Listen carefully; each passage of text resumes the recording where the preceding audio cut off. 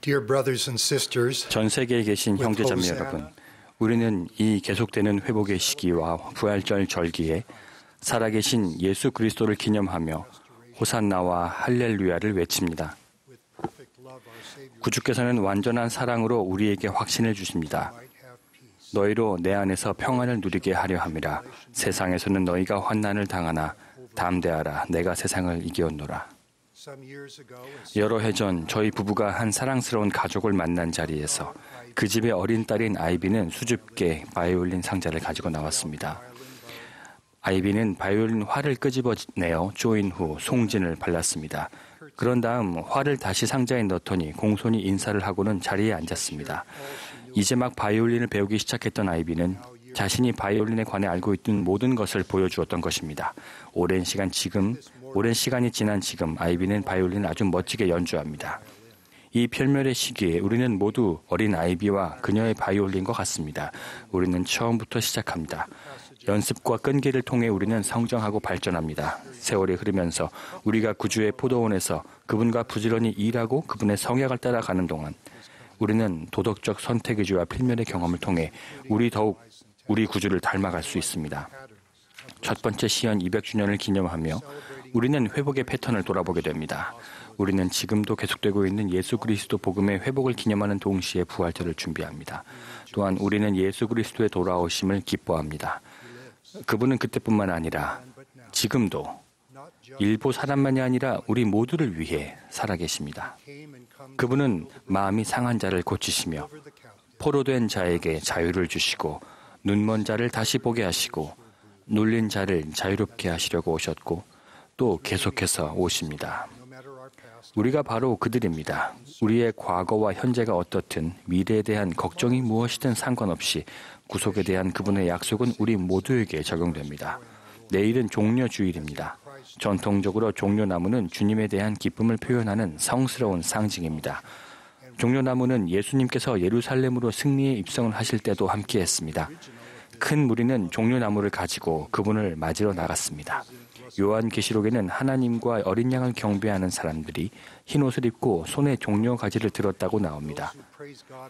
종려나무는 커틀랜드 성전 헌납 기도문에도 의의 옷과 영광의 면류관과 함께 등장합니다. 물론 종려주일은 무리가 종려 가지를 들고 예수님을 맞이한 것 이상의 의미가 있습니다.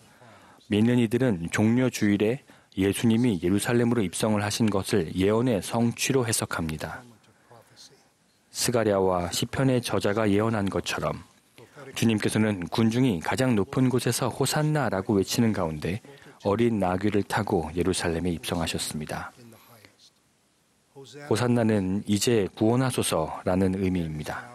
그때나 지금이나 우리는 찬송하리로다 주의 이름으로 오시는 이여라고 외치며 기뻐합니다. 종려주일 일주일 후는 부활절 일요일입니다. 러셀 넬슨 회장님은 이렇게 가르치셨습니다. 예수 그리스도께서는 그분이 지지 않은 빚을 갚으셨습니다. 우리는 우리가 진 빚을 갚을 수 없었기 때문입니다. 참으로 그리스도의 속죄를 통하여 하나님의 모든 자녀는 복음의 법과 의식에 순종함으로써 구원받을 수 있습니다. 부활절에 우리는 할렐루야를 노래합니다. 할렐루야는 주 여호와를 찬양하라는 의미입니다. 핸델의 메시아에서 할렐루야 합창은 널리 사랑받는 부활절 곡으로서 그분이 왕 중의 왕이시며 만군의 주이심을 선포합니다. 종려주일과 부활절 일요일 사이에 있었던 성스러운 사건들은 바로 호산나와 할렐루야의 이야기입니다. 호산나는 하나님께 우리를 구원해 주시기를 간청하는 것입니다. 할렐루야는 구원과 승영이라는 희망을 주신 주님에 대한 찬양의 표현입니다. 호산나와 할렐루야를 통해 우리는 살아계신 예수 그리스도가 부활절과 후기 회복의 중심이심을 깨닫습니다. 후기의 회복은 하나님의 출현으로 시작합니다. 문자 그대로 하나님 아버지와 그의 아들 예수 그리스도가 어린 선지자 조셉 스미스에게 나타나셨습니다. 선지자 조셉은 이렇게 말했습니다. 여러분이 하늘을 5분 동안만 주시한다면 그 주제에 대해 기록된 모든 것을 읽음으로써 얻게 되는 지식보다 훨씬 많은 지식을 얻게 될 것입니다. 하늘이 다시 열려 있기에 우리는 거룩한 신회인 영원하신 하나님 아버지와 그의 아들 예수 그리스도와 성신을 알고 믿습니다. 회복 초기였던 1836년 4월 3일 부활절 일요일, 살아계신 예수 그리스도는 커틀랜드 성전 헌납식에 나타나셨습니다. 그곳에서 그분을 보았던 이들은 불과 물에 보완적이면서도 대비되는 성질에 빗대어 다음과 같이 간증했습니다. 그의 눈은 불꽃 같고 그의 머리털은 깨끗한 눈같이 희고 그의 얼굴은 해보다 더 밝게 빛나고 그의 음성은 큰 물의 경류 소리 같으니 곧 여호와의 음성이라. 그곳에서 구주는 다음과 같이 선포하셨습니다. 나는 처음과 마지막, 나는 살아있는 자요, 죽임을 당하였던 자니, 나는 아버지께 대한 너희의 변호자니라. 여기에도 처음과 마지막, 살아있는 자와 죽임을 당하였던 자와 같은 보완적이면서도 대비되는 표현이 쓰였습니다. 그분은 알파와 오메가, 시작과 끝이시며 믿음의 주요 또 온전하게 하시는 이이십니다. 예수 그리스도가 나타나신 후 모세, 일라이어스, 엘리야도 나타났습니다. 이 위대한 고대 선지자들은 하늘의 지시에 따라 신권 열쇠와 권세를 회복했습니다. 이처럼 그분의 회복된 교회에서 하나님의 자녀들을 축복하기 위해 이 경륜의 시대의 열쇠들이 맡겨졌습니다. 커틀랜드 성전에 엘리야가 나타남으로써 여호와의 크고 두려운 날이 이르기 전에 그가 올 것이라는 구약전서의 말라기의 예언 또한 성취되었습니다. 엘리야의 출현은 우연에 의한 것이 아니며 엘리야의 귀환을 경건하게 기다리는 유대교의 전통적인 유월절 절기와 그 시기가 일치했습니다. 독실한 유대교 가정은 유월절 식탁에 엘리야의 자리를 마련합니다. 많은 이들이 그를 초대하고 환영하기 위해 잔을 가득 채웁니다. 그리고 일부 유대교인들은 전통적인 유월절 축제 때 엘리야가 밖에서 초대받기를 기다리고 있는 건 아닌지 확인하기 위해 자녀를 문가로 보내거나 문을 조금 열어놓기도 합니다. 예언의 성취와 만물이 회복될 것이라는 약속의 일환으로 엘리야는 부활절이자 유월절이 시작하는 때에 다시 왔습니다. 그는 가족들을 지상과 하늘에서 결속시키는 인본 권세를 가지고 왔습니다. 모로나이가 선지자 조셉에게 가르친 것처럼 엘리야는 아버지들에게 한 약속들을 자녀들의 마음에 심을 것이요 자녀들의 마음은 그들의 아버지들에게로 돌이킬 것입니다.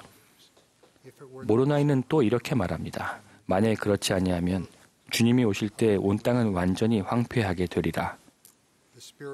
엘리야의 영이라고 불리는 성신의 나타내심은 우리가 족보와 역사에서 또 성전 봉사에서 과거와 현재, 미래 세대를 더욱 가깝게 느끼게 해줍니다. 이제 유월절의 의미도 간략하게 살펴보겠습니다. 유월절은 이스라엘 자손이 400년 동안의 속박에서 해방된 일을 기념합니다. 출애굽기는 어떻게 개구리, 파리, 가축의 죽음, 악성 종기, 우박과 화재, 메뚜기와 캄캄한 흑암의 재앙이 있은 후에야 그들이 해방되었는지를 결부시키고 있습니다. 마지막 재앙은 그 땅에서 처음 난 것의 죽음이었습니다. 그러나 문설주에 흠없는 양의 첫 새끼의 피를 바른 이스라엘 집은 그 재앙을 면했습니다. 죽음의 천사는 상징적인 의미가 있는 양의 피로 표시된 집은 그대로 지나쳐갔습니다. 그대로 지나시다라는 의미의 유월은 궁극적으로 죽음을 이겨내신 예수 그리스도를 상징합니다. 참으로 하나님의 어린 양이 흘린 속죄의 피는 모든 장소와 환경에서 당신의 백성을 휘장 양편에 있는 안전한 그분의 우리로 모을 수 있는 권능을 선한 목자에게 부여합니다. 몰몬경이 부활절의 정수인 그리스도의 권능과 부활을 두 가지 회복이라는 측면에서 묘사하고 있는 것은 의미가 있습니다. 첫째, 부활에는 우리가 적절하고도 완전한 구조로 회복되는 신체적 회복이 포함됩니다. 각 사지와 관절이 그 몸으로 회복되리니 참으로 머리털 하나라도 잃지 아니할 것입니다. 이 약속은 수족을 잃었거나 보고 듣고 걷는 능력을 상실했거나 들불처럼 번지는 질병이나 정신질환 등으로 어려움을 겪고 있는 사람들에게 희망을 줍니다. 주님은 우리를 찾아내십니다. 그분은 우리를 온전하게 하십니다. 두 번째로 부활절과 주님의 속죄가 주는 약속은 만물이 그 적절한 질서로 회복된다는 것입니다. 이 두 번째 회복인 영적인 회복은 우리의 행위와 소망을 반영합니다. 물 위에 던진 떡을 도로 찾듯이 회복은 선한 것과 의로운 것, 공의로운 것, 자비로운 것을 다시 되돌립니다. 선지자 엘마가 우리에게 공정히 행하며 의롭게 판단하며 계속해서 선을 행하라고 촉구하면서 회복이란 단어를 22번 사용한 것은 놀랄 만한 일이 아닙니다. 하나님이 친히 세상의 죄를 위하여 속죄하셨으며 주님의 속죄는 이전의 것뿐만 아니라 앞으로 될 수 있는 것도 온전하게 하실 수 있기 때문입니다. 주님은 우리의 고통과 고난과 질병과 모든 종류의 유혹을 아시기에 그분의 자비로 우리의 연약함을 쫓아 우리를 도와주실 수 있습니다. 하나님은 완전하신 공의로우신 하나님이시자 또한 자비로우신 하나님이시며 자비의 계획은 공의의 요구를 충족시킬 수 있습니다. 우리가 회개하고 할 수 있는 모든 것을 하면 그분은 우리를 그의 사랑의 팔로 영원토록 안아주십니다. 오늘 우리는 회복과 부활을 기념합니다. 여러분과 함께 저는 충만한 예수 그리스도의 복음이 계속해서 회복되고 있음을 기뻐합니다. 200년 전 이 봄에 내려오기 시작했던 그 빛과 계시는 지금도 계속해서 주어지고 있습니다. 주님의 살아계신 선지자와 그분의 이름으로 불리는 그분의 교회인 예수 그리스도 후기 성도 교회, 그리고 신성한 성신의 은사를 통해 주어지는 개인적인 계시와 영감을 통해서 말입니다. 여러분과 함께 이 부활절기에 영원하신 하나님이신 아버지이신 하나님과 그분의 사랑하는 아들이신 살아계신 예수 그리스도에 대해 간증합니다. 필멸의 인간들은 잔인하게 십자가에 박혀 못 박혔다가 후에 부활했습니다. 그러나 오직 살아계신 예수 그리스도만이 부활하신 완전한 형태로 그분의 손과 발과 옆구리에 못자국과 상처를 가지고 계십니다. 오직 그분만이 이렇게 말씀하실 수 있습니다. 내가 너를 내 손바닥에 새겼느니라. 또한 그분만이 이렇게 말씀하실 수 있습니다. 나는 들리웠던 자니라. 나는 십자가에 못 박혔던 예수니라. 나는 하나님의 아들이니라. 어린 아이비와 바이올린처럼 우리는 교회로서나 개인으로서 여전히 시작 단계에 있습니다. 진실로 하나님이 자기를 사랑하는 자들을 위하여 예비하신 모든 것은 눈으로 보지 못하고 귀로 듣지 못하고 사람의 마음으로 생각하지도 못하는 법입니다. 이와 같은 시기에 우리는 하나님이 선하시다는 것과 하나님을 찾고 서로에게 손을 뻗을 때 하나님과 같은 사랑이 자라날 수 있는 신성한 잠재력이 우리 안에 있다는 것을 배울 수 있습니다. 우리는 새로운 방식으로 새로운 장소에서 의를 행하고 더 나은 사람이 될 수 있습니다. 말씀의 말씀을 친절에 친절을 더함으로써 개인으로서나 단체로서 그렇게 할 수 있습니다. 모든 곳에 계시는 형제자매 여러분, 우리가 만나고 함께 배울 때 여러분의 신앙과 선함이 제 마음을 복음 생활에서 느껴지는 희열과 감사로 가득 채웁니다. 여러분의 간증과 복음 생활의 여정은 제 간증과 여정을 풍요롭게 합니다. 우리 성도들과 하나님의 건속에 대한 여러분의 염려와 기쁨과 사랑, 또한 삶을 통해 체득하신 회복된 진리와 빛에 대한 여러분의 이해력은 살아계신 예수 그리스도를 중심에 둔 회복된 복음에 대한 저의 이해력을 증진시킵니다. 우리는 함께 주님께서 개나 흙이나 함께 하심을 믿습니다. 우리는 또한 세상 근심 걱정이 있기에 우리가 가진 많은 복을 셀 수 있다는 것을 압니다. 매일 실천하는 작고 단순한 일을 통해 우리 삶에서 큰 일이 이루어지는 것을 볼 수 있습니다. 또 이렇게 되리니 의인은 모든 나라 가운데서 모아지고 영원한 기쁨의 노래를 부르며 시온에 이를 것입니다. 호산나와 할렐루야의 절기에 할렐루야를 외칩시다. 그분은 영원 무궁토록 통치하실 것이기 때문입니다. 하나님과 어린 양께 호산나를 외칩시다. 예수 그리스도의 신성하고 거룩한 이름으로 말씀드립니다. 아멘.